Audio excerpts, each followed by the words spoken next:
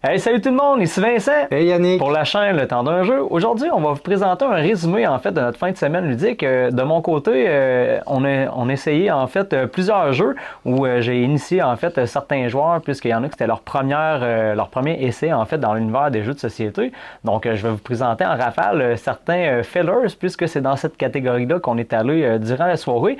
Et en fait, Yannick de son côté est allé à un événement ludique dans le coin de Montréal qui va vous présenter ça. Donc, on vous revient après le générique.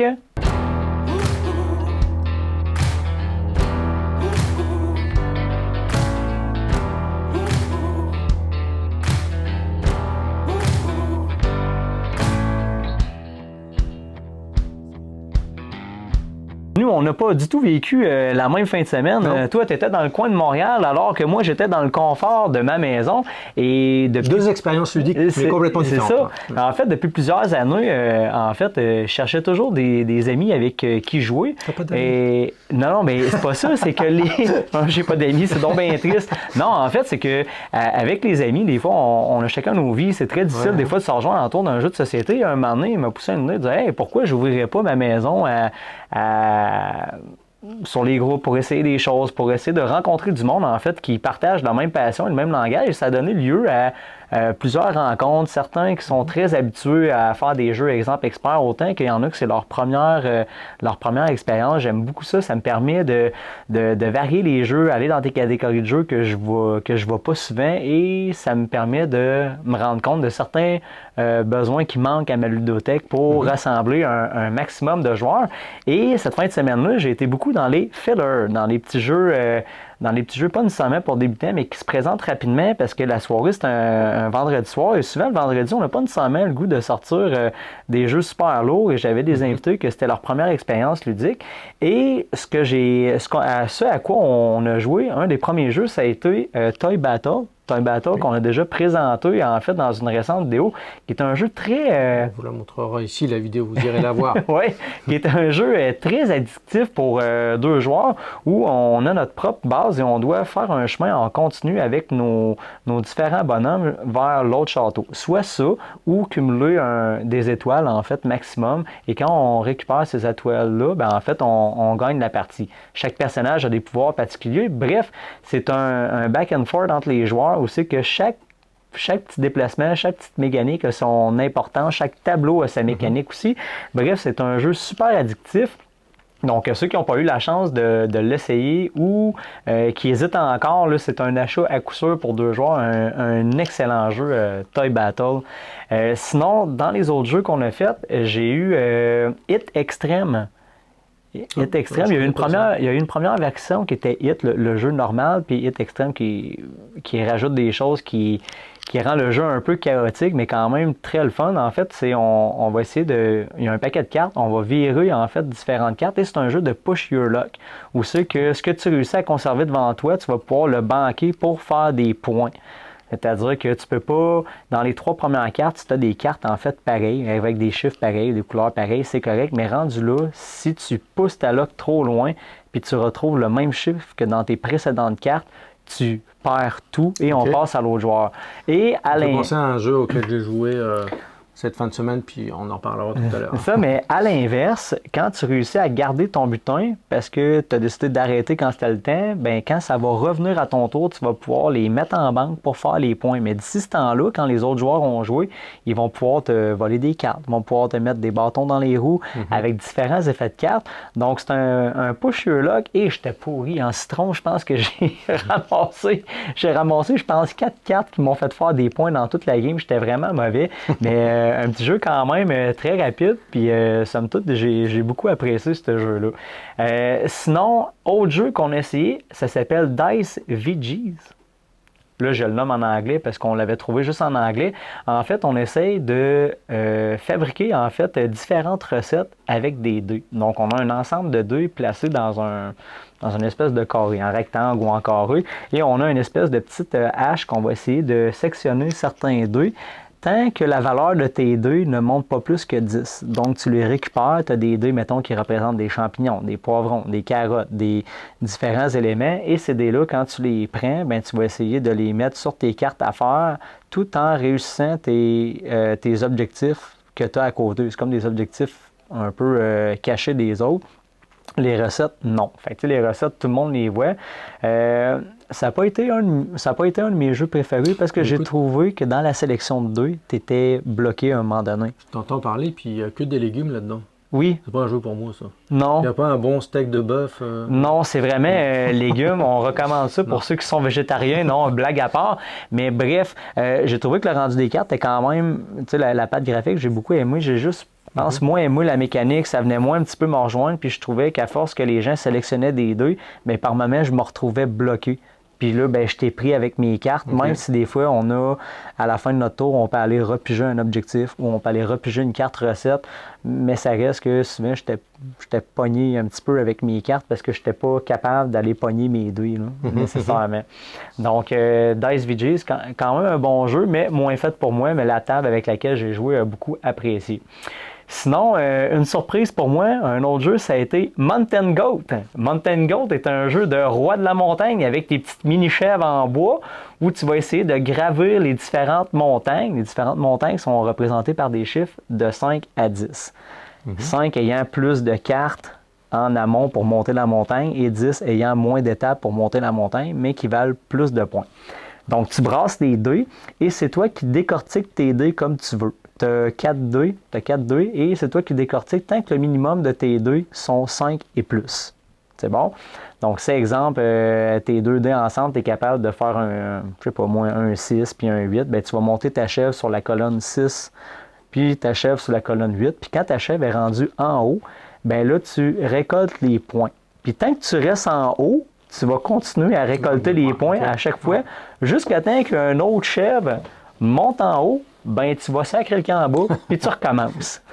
Donc, la fin du jeu, elle arrive quand tu as 3 piles de points qui disparaissent au complet, le jeu s'arrête et celui qui a le plus de points remporte la partie. Fait qu'on s'entend que c'est un jeu assez hasardeux, mais il reste que la thématique m'a quand même bien fait rire de monter avec les chèvres sur les montagnes, de sacrer en bas les chèvres quand t'es rendu toi en haut pour que les autres plantent en bas. Bref, un beau petit jeu de petits coups fourrés, mais très agréable. J'ai beaucoup ri à ce jeu-là. Bref, j'ai bien aimé. Et sinon, les 2 derniers jeux qui me restaient à vous présenter, c'est Twin Hit. Twin Hit, c'est un jeu un petit peu à la Jungle Speed, où c'est que tu dois repérer les formes, les couleurs de façon rapide pour aller pogner le totem. Les jeux de rapide, c'est vraiment pas c'est un jeu de rapidité, mais c'était tellement, je vais le dire de même, psychédélique, les dessins qu'il y avait dessus, parce que quand tu revires tes cartes, tu les revires vers tes adversaires, mais tu les mets sur la table. Mais même à un moment donné, il commence à avoir des cartes partout et tu dois repérer les cartes qui sont en double sur la table, mais aussi ceux qui sont sur les paquets.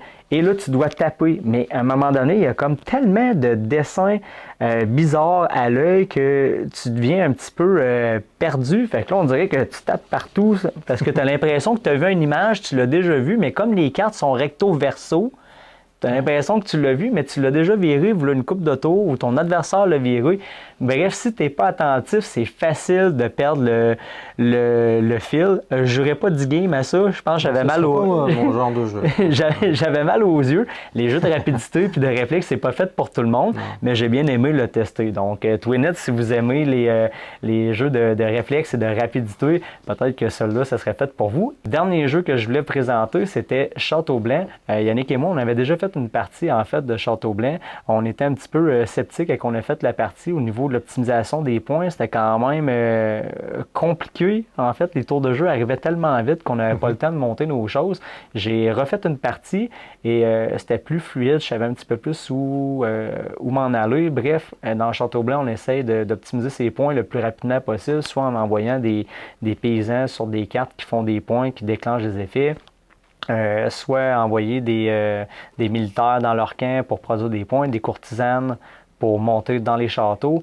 Bref, tout ça fonctionne avec un système de dés où on va placer des dés sur les différentes cases avec des effets de cartes qu'on va enclencher, soit pour ramasser des ressources, placer des bonhommes. Bref, c'est un jeu avec plein de façons de faire des points, mais les tours sont tellement rapides que tu n'es pas capable d'être partout en même temps. Tu es capable d'être partout en même temps. Bref, on a terminé la soirée avec ce jeu-là. Un excellent jeu. Plus que j'y joue, plus que je l'apprécie. Fait que, bref, de mon côté, c'était la présentation en rafale de mes petits jeux de soirée pour les néophytes. On s'entend, Château Blanc, c'était pas un jeu d'initié, mais pour les autres, oui.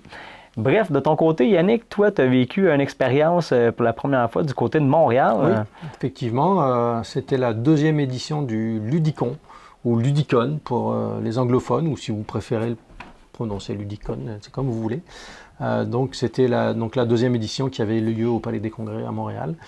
Donc c'est quand même un événement où il y a quand même beaucoup de monde. Ça se passe dans 2 grandes salles au Palais des Congrès.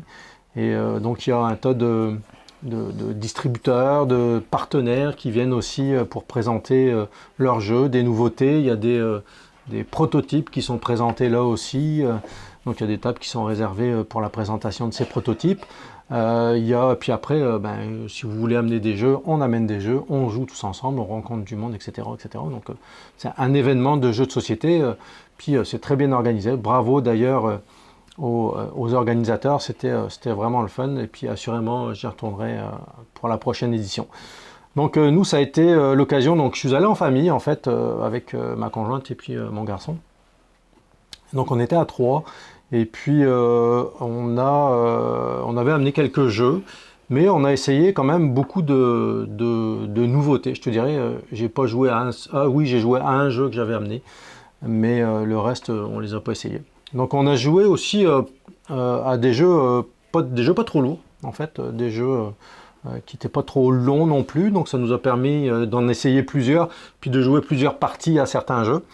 Et dans ces jeux-là, un jeu qu'on a essayé, qui a fait la hype pendant un bon moment, c'est Flip 7. Donc Flip 7 qui est un jeu de cartes où vous retournez une carte à votre tour, et puis les cartes sont numérotées de 0 à 12, et puis c'est un push sur luck aussi. Donc à chaque fois que vous retournez une carte, tant que les numéros sont différents, ben ça va. Si vous retournez un numéro que vous avez déjà, ben vous perdez votre manche. Et puis si vous décidez d'arrêter, ben tous les points que vous avez sur votre manche, vous avez un 5, un 12, etc., vous additionnez le tout. Et puis c'est le premier qui arrive à 200 qui gagne la partie. À travers ce jeu, il y a des petites cartes qui vont vous permettre de faire des petites crasses aux autres, ou alors de vous sauver les fesses un petit peu, par exemple une deuxième chance. Donc c'est-à-dire que si vous ratez une carte, ben, si vous piochez une carte, vous allez pouvoir la défausser votre carte deuxième chance, et puis continuer. Mais bref, donc un jeu qui se joue très vite. C'est en 5-6 tours, la partie est pliée. Qu'est-ce que j'en ai pensé? C'était le fun, mais je ne passerai pas ma soirée à jouer avec ça. Je trouve que c'est un jeu où on va avoir vite fait le tour, et puis honnêtement, c'est pas un jeu que j'aurais dans ma ludothèque.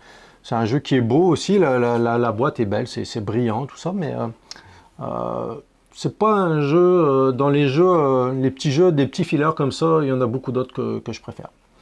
Donc, mais bon, en tout cas, on l'a essayé, on n'aura pas dire je veux pas y jouer, je ne l'aime pas. On l'a essayé. C'est un jeu que j'aime moins. Un des jeux que j'ai le moins aimé d'ailleurs de ma fin de semaine. Dans les autres jeux que j'ai essayé, un jeu qui n'est pas encore sorti, mais qui devrait pas tarder, c'est Bellevue.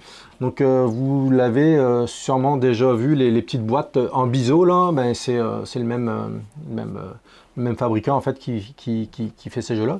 Et donc c'est un jeu qui se passe à Amsterdam. Et puis il y a 3 paquets de cartes. Il y a un paquet de cartes où vous avez les devantures de magasin, un paquet de cartes où vous avez les fenêtres, et un paquet de cartes où vous avez les toits.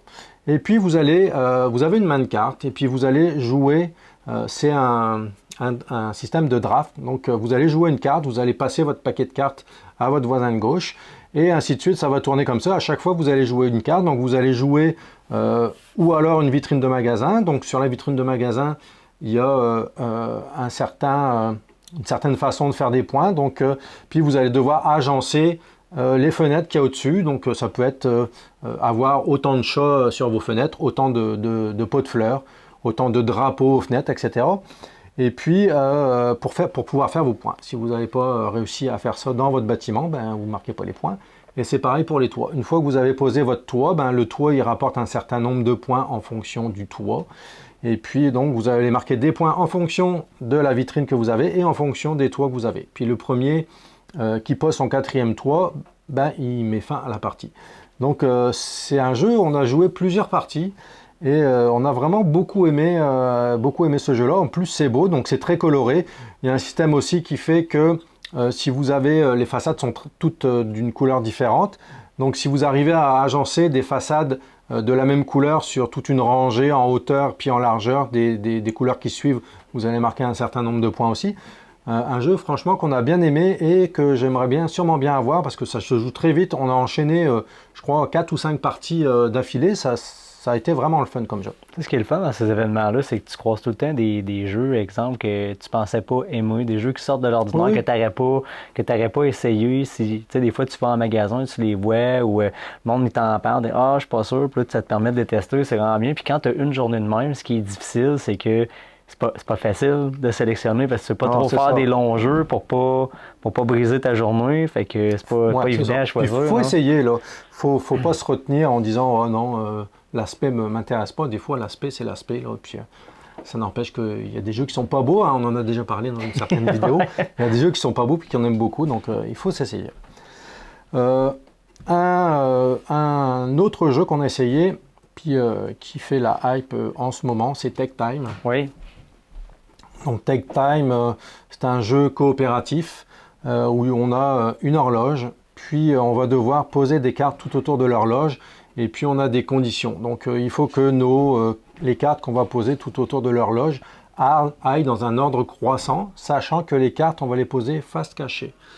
Donc c'est sûr que le premier en haut, ben, ça va être les petits chiffres, et puis le dernier, ça va être les gros chiffres. Par exemple, le premier tour, la première carte qu'on doit poser, c'est une carte blanche. Il y a une seule carte blanche à poser. Puis la dernière carte qu'on doit poser, c'est 3 cartes. 3 cartes, n'importe quelle couleur. Mais il y a des cartes bleues et des cartes blanches. Mais il faut qu'il y ait 3 cartes, point. Pas 4, pas 2, pas 1, 3 cartes. Et entre ça, ben, on peut poser autant de cartes qu'on veut à chaque horaire. Mais il faut que, dans l'ordre, ça se suive. Et puis, si jamais, ben, à 6 heures... on a, mettons, fait un 12 et puis qu'à 7 heures on a fait un 15, et ben, la partie est perdue, puis on recommence. Puis on n'a pas le droit de communiquer avec. Tu as une façon de communiquer, mais en silence. Non? C'est ça, effectivement, on n'a pas le droit de communiquer sur ce qu'on a dans nos mains, sinon ce serait trop facile. On a le droit de dévoiler 3 cartes sur l'ensemble de la manche, et puis pour donner des petits indices quand même. Et puis, écoute, la première partie, je crois qu'il y a 40 niveaux, me semble, à ce jeu-là. Et puis, le premier niveau, on l'a réussi en 4 essais. Donc la première fois que tu joues, tu fais n'importe quoi. Et puis tu dis, ah oui, d'accord, tu vois un petit peu comment ça marche. Puis au fur et à mesure, tu t'améliores. Hein. C'est le principe des jeux coop aussi. On s'essaye et puis on s'améliore au fur et à mesure. Donc, mais bon, très intéressant. Un beau jeu et un bon jeu. En plus, il présente vraiment bien. C'est vraiment au niveau design, c'est vraiment un très beau jeu. Un autre jeu auquel on a joué, c'est Come Sail Away. Donc un jeu qu'on a déjà présenté aussi sur la chaîne, je ne reviendrai pas dessus. On a joué, je crois, 2 parties de Come Sail Away, on a eu bien du plaisir.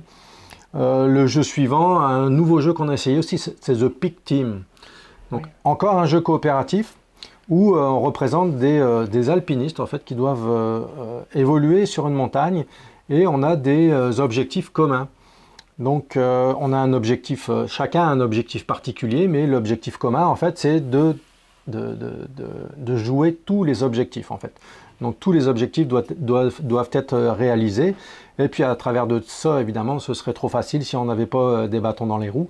Donc quand on va jouer des cartes, c'est un système de draft aussi. Donc on va passer 2 cartes, au départ on a 4 cartes, puis on va donner 2 cartes à notre voisin de droite et 2 cartes à notre voisin de gauche. Donc, les cartes qu'on a dans les mains, on ne va pas les garder.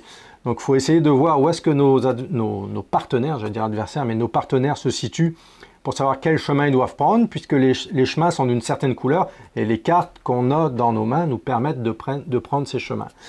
Donc on va leur passer les cartes, puis eux aussi vont nous passer des cartes. Des fois tu te retrouves avec des cartes de merde, puis tu dis, ben non, mon objectif, là, ce tour-là, je le ferai pas. Et à chaque tour, il faut qu'il reste au minimum 3 objectifs dans ta manche. S'il y a plus de 3 objectifs, ben, la partie est perdue. Donc, et puis, je crois qu'il y a 6 ou 7 manches à faire. Donc un jeu vraiment intéressant, c'est un jeu qui présente bien aussi, c'est un beau jeu. Évidemment, c'est un jeu coop, donc il y a différents niveaux de difficulté, puis il y a différentes choses qu'on va pouvoir ajouter dans le jeu pour ajouter de la complexité au jeu. Donc un jeu qui est très intéressant aussi. Je trouve qu'avec les années, mon avis ne change pas là-dessus. Là. Je trouve tellement là, que les jeux coopératifs, c'est une belle façon d'initier les gens Oui. à aimer les jeux de société, tu sais, de se retrouver quand tu arrives, puis c'est des nouvelles personnes qui arrivent dans un jeu ultra compétitif, puis toi, tu es habitué, puis tout ça. Je pense pas que c'est la même ambiance que, exemple, que quelqu'un qui débute ou qui veut essayer des affaires au niveau de l'ambiance alentour de la table, la convivialité autour d'un jeu coopératif. Je trouve que c'est tout le temps gagnant. Là. Mm-hmm. Puis après, c'est une question. Il y a des gens qui n'aiment pas du tout les jeux coopératifs. Hein, c'est tout. On en a déjà parlé aussi des jeux coopératifs parce que tu as des gens qui sont très, je dirais, mal alpha ou qui sont très présents, enfin, qui se mettent en avant dans les jeux coopératifs. Puis des fois, ça peut en stresser ou il y a certaines personnes qui peuvent moins aimer ça. Mais bon, faut savoir avec qui on joue au jeu coop. Un autre jeu auquel on a joué, c'est un petit jeu de cartes qui rentre dans une toute petite boîte, c'est Toshi Toshi. C'est un jeu japonais, on représente un urbaniste en fait, et puis on va devoir embellir notre ville avec, en embellissant nos quartiers. Donc nous on a je dirais des fleurs, des plantes qu'on va pouvoir mettre dans le quartier, et c'est un jeu de pli également. Donc c'est-à-dire que ça marche à la façon d'un jeu de pli traditionnel, c'est-à-dire que celui qui met le plus haut dans la couleur, ben, il va ramasser le pli, et celui qui ramasse le pli, il va avoir une action particulière à faire. Donc ça peut être de choisir qui c'est qui va commencer la prochaine manche. Et puis ceux qui n'ont pas réussi le pli, ben, eux ils vont mettre des petits jetons pour embellir les quartiers. Donc ça va se mettre autour des cartes, et puis donc on va poser les cartes, on va les poser face cachée. Une des actions qu'on peut faire bonus quand on réussit le pli, c'est retourner une des cartes pour savoir quelle valeur a la carte, parce que celui qui va avoir mis le plus de jetons autour de la carte va remporter cette carte, et à la fin, il va remporter les points qui sont indiqués sur cette carte. Donc un jeu qui paraît pas de mine comme ça, mais qui est un méchant casse-tête quand même. Parce que organiser ces jetons, parce que il faut avoir la majorité, puis s'il y a une égalité et que toi tu as le jeton dessus, tu vas l'avoir puisque c'est celui qui a le plus petit jeton sur lequel il y a le moins de cartes autour en fait qui va remporter en cas d'égalité. Donc il faut vraiment être très attentif à comment sont placés les jetons et comment on va les placer. Donc je me suis fait écraser sur ma première partie, je crois que j'avais marqué 7 points, puis celui qui avait gagné avait marqué plus de 30 points. Et la deuxième, je l'ai gagnée, puis ma conjointe a fait 1 point. Donc, tu sais, c'est vraiment, des fois, tu peux te ramasser complètement à ce jeu-là. Mais c'est un jeu qui est quand même très agréable. Un jeu auquel on avait déjà joué, The Gang, qui a fait la hype un bon moment dans les derniers mois. Donc, un jeu de poker coopératif. On a fait 2-3 parties, puis on a toujours du plaisir. C'est un jeu qui est très addictif aussi. On a gagné. Pour la rien? Première partie, on avait joué à 3. Okay. C'est sûr que les parties qu'on avait faites, on avait joué tout le temps à 6. Donc ce jeu-là, plus il y a de monde, plus c'est difficile. Compliqué, hein. Moins il y a de monde, plus c'est facile. Donc là, on avait joué à 3 la première partie.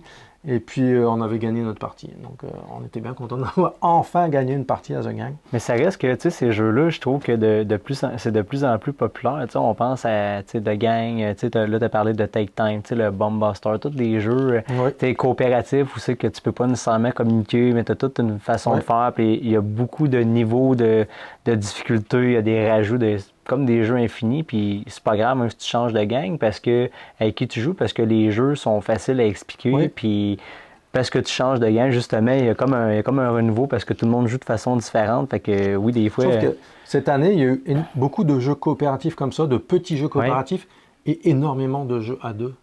Oui, parce que là, cette année, c'est l'enfer. Ils sortent tous des jeux duels. Tous les gros jeux qui jouent à plusieurs, ils ont sorti des duels. Et il y a énormément de jeux de duels qui sont sortis, indépendamment de jeux qui avaient où on jouait à plusieurs. Non, c'est ça. Donc, cette année, il faudrait qu'on fasse un calcul. On fera peut-être une vidéo là-dessus. Sur les jeux. Les jeux de duels, il y en a eu énormément cette année. Enfin, le dernier jeu et le non des moindres auquel j'ai joué, c'est le premier jeu auquel on a joué samedi, c'est Eternal Depths. Mon Dieu, que graphiquement, quand tu le check, là, t'es pas. Mais écoute, moi c'est pareil, c'est pas un jeu qui m'a tiré. Je dis, ouais, un jeu de cartes coop, encore un jeu de cartes coop. Ouais. Puis ma conjointe voulait absolument l'essayer. Et puis quand on est arrivé de bonne heure à l'événement, il y avait Pierre Belvédère qui était là, un partenaire avec qui de temps en temps on vous présente des jeux. Et puis ils avaient Eternal Deck en essai. Donc ma conjointe a sauté sur la table. C'est quasiment mis Let's go! allongé sur la table pour qu'on puisse jouer. Et on a joué donc avec quelqu'un qu'on ne connaissait pas, là, mais somme toute très sympathique parce que c'est toujours des gens sympathiques qu'on rencontre dans ces événements. On a joué à 4, donc c'est un jeu qui se joue à 4 aussi. Et on a joué 2 parties. La première partie, ça n'a pas été long que on s'est fait ramasser. Ça n'a pas été long qu'on a perdu. La deuxième partie, on l'a gagné. Donc c'est sûr que c'est pareil, c'est un jeu coop, donc il y a certains niveaux de difficulté, et puis on peut vraiment augmenter dans la complexité. Puis là, en présentation, c'était la base qu'on avait. Donc on était tous des gens habitués à jouer à des jeux, et donc on a fini par gagner notre partie. Mais écoute, quel beau jeu et quel bon jeu, c'est un wow, c'est mon wow de la fin de semaine, Eternal Deck, si bien que je suis reparti avec. Non, j'ai pas pu m'en empêcher. C'est pas un jeu qui est très cher non plus, mais c'est un jeu de cartes, donc il y a énormément de cartes évidemment. Les jetons, on joue avec des jetons aussi. Les jetons sont en bois, c'est très bien fait. Et puis le tapis, qui est un morceau de tissu, très original. Au lieu d'avoir une map, une planche de jeu en carton, là c'est un tissu très souple en fait. On pourrait se dire ouais, ça va faire des plis quand on l'étale, et puis non, pas du tout. Tu l'étales sur ta table, ça se pose très bien, il n'y a pas un pli, c'est vraiment parfait. Donc c'est sûr qu'après, si tu donnes un coup de dent, là, c'est sûr que tu vas froisser le tapis, puis bon, tes cartes vont bouger un petit peu, mais bon, c'est pas si grave que ça. Écoute, vraiment un coup de cœur. Un coup de cœur, Eternal Deck, ça a été vraiment bon. Donc le principe, en fait, c'est qu'il y a des éternels. En dessous, il y a des decks. Et nous, on commence avec un deck de 5 cartes. Et puis, comment on perd la partie? Si tu ne peux plus jouer à ton tour, la partie est terminée. La partie est perdue. Donc, il faut t'arranger pour essayer d'aller jusqu'aux éternels, où il y a des decks de cartes, pour aller récupérer ces decks de cartes-là, pour pouvoir remonter ton deck de cartes, puis pouvoir continuer à jouer. Et le but, en fait, c'est de réunir 4 étoiles, en fait. Il y en a 6 sur la table, et puis il faut que tu trouves un moyen d'aller en récupérer 4. Quand tu as récupéré les 4 étoiles, tu as gagné. Pas si facile que ça, même pour... c'est sûr qu'on débutait, là, c'était notre première partie, mais vraiment une très belle expérience. On n'a pas le droit de communiquer sur nos cartes, donc c'est quoi qu'on a dans notre main, mais on peut communiquer ensemble sur notre stratégie, par exemple. Donc c'est un jeu qui amène énormément d'interactions entre les joueurs, donc les gens qui aiment les interactions pendant les jeux de société, il faut que vous ayez ce jeu-là, parce que vraiment, ça amène des discussions autour de la table, c'est inévitable. Puis si vous ne le faites pas, vous vous en sortirez pas, c'est certain. Donc un jeu vraiment qu'on a adoré. Il y a des petites twists aussi, on peut donner des cartes à des partenaires avec un système de petits cœurs, donc il y a 3 cœurs, on peut donner jusqu'à 3 cartes. Pour remettre les cœurs à 0, il va falloir vider la piste éternelle où il y a les petits cœurs. On peut, il y a des cartes spéciales dans les cartes éternelles qui vont nous permettre aussi de récupérer des étoiles à certains endroits. Enfin vraiment une diversité dans la façon de récupérer nos étoiles, ce qui fait que sur chaque sentier, en plus, on a des contraintes. Ça peut être jouer des cartes dans l'ordre croissante, jouer des cartes dans l'ordre décroissante, jouer des cartes n'importe comment. Dans le sentier, on ne peut pas jouer par exemple de 5 ou de 6. Vraiment, il y a des contraintes qu'on peut vraiment varier énormément. Donc ça donne énormément de rejouabilité. Écoute, j'ai que des bons commentaires à donner sur ce jeu-là. Ça a été vraiment le coup de cœur de la fin de semaine. Donc ça a été un résumé peut-être un petit peu long de ma fin de semaine. Mais puis c'est pas fini, parce que le mois de novembre, c'est quand même un mois où il y a beaucoup d'événements. trois rijoux auxquels tu as été aussi cette fin de semaine. Effectivement. Et puis la fin de semaine prochaine, Gentil Ludique aussi. Donc vraiment un mois de novembre chargé. Donc on vous en reparlera certainement dans une prochaine vidéo. Peut-être qu'on va en faire encore de nouvelles découvertes. Donc c'est ce qui, en tout cas, ce qui met fin à mon côté pour mes jeux que j'ai découverts au Ludicon. De notre côté, on aimerait savoir, étant donné le mois de novembre, qu'il y a beaucoup d'événements ludiques. Si vous avez déjà participé à certains événements, marquez en commentaire si vous avez des jeux qui vous ont causé une belle surprise, que vous attendiez pas que c'était, puis ça vous a donné vraiment un gros coup de cœur. Marquez-le en commentaire. De notre côté, c'était le résumé de notre fin de semaine. C'était Vincent Et Yannick. et on vous dit à la prochaine! Salut!